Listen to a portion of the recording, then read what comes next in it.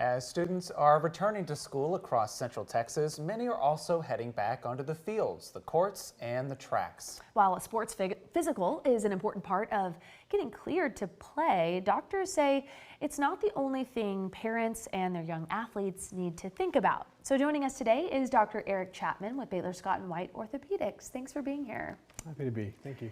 So let's start by explaining what a sports physical actually is, what are doctors looking for, and then what are some of the things it may not necessarily catch? Sure. So a good sports physical encompasses the patient's or the person's history, what problems they might have had not only in their lives but in their families' lives, and then a physical exam just to make sure that there isn't anything physically that we can identify that might be problematic in their season.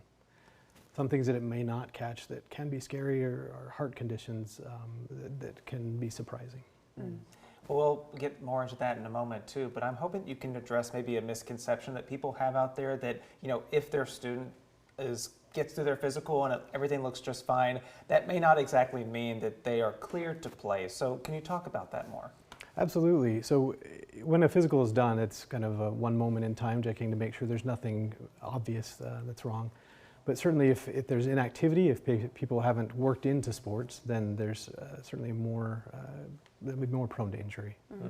What are some of those things that if a parent is hearing this, that they should maybe have their kids start doing to work into those sports so that they're not caught off guard by something that maybe wasn't caught at a physical? Absolutely. The biggest idea, especially around this time of year, is as kids are working back into sports, they need to gradually work into that. It's not something where we want people going from sitting on the couch all summer to large-scale activity. But if they can do small things to begin stretching, begin jogging, things that can start building up their stamina and their strength, that'll help.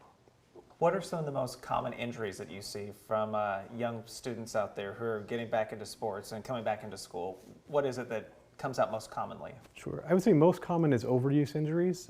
So again, going from not much activity to a lot, the body doesn't have time to adapt, and so you end up with tendonitis and those sort of things. You can, just by having weakness or lack of experience, I guess, and dexterity, you can have large injuries too, like ligament injuries or tendon injuries.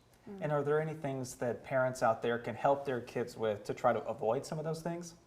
Absolutely. So encouraging them to work into their sport gradually, like we talked about, but also paying attention to the fundamentals that kids might skip sometimes, the stretching.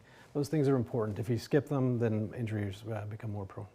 I have a vivid memory of hating that part of PE, and so it's funny, as an adult you look back and think there was a point to all of that stretching. You do that now too. Yeah. Okay, so for a parent who may be wondering, maybe their child has started a sport or is coming home from PE and has an ache or a pain, what are some things that a parent should be watching out for that may not be a very obvious injury right off the bat? Sure. It's absolutely normal to be sore after a workout, especially if you haven't been doing much. As we work back in activity, muscle soreness is normal. A little bit of joint soreness is normal. But if it's lasting a long period of time, if it's persistent and not going away, or if it's more severe, if the intensity is causing limping that's persistent, or just day after day not getting better, those are things they should definitely have evaluated. So we've touched a few bases here. I mean, not to borrow a sports pun, I didn't mean to do that. But are there any things that you think people should remember that we didn't get to touch on here? No, I think the main things really are that when you start, you want to pay attention to how you feel. Be careful of heat-related. We talk about the summer heats in Texas. That can be something that's challenging to overcome. Make sure you're taking breaks, drinking plenty of water, all the things that we hear that unfortunately get ignored too often. Mm-hmm. Yeah.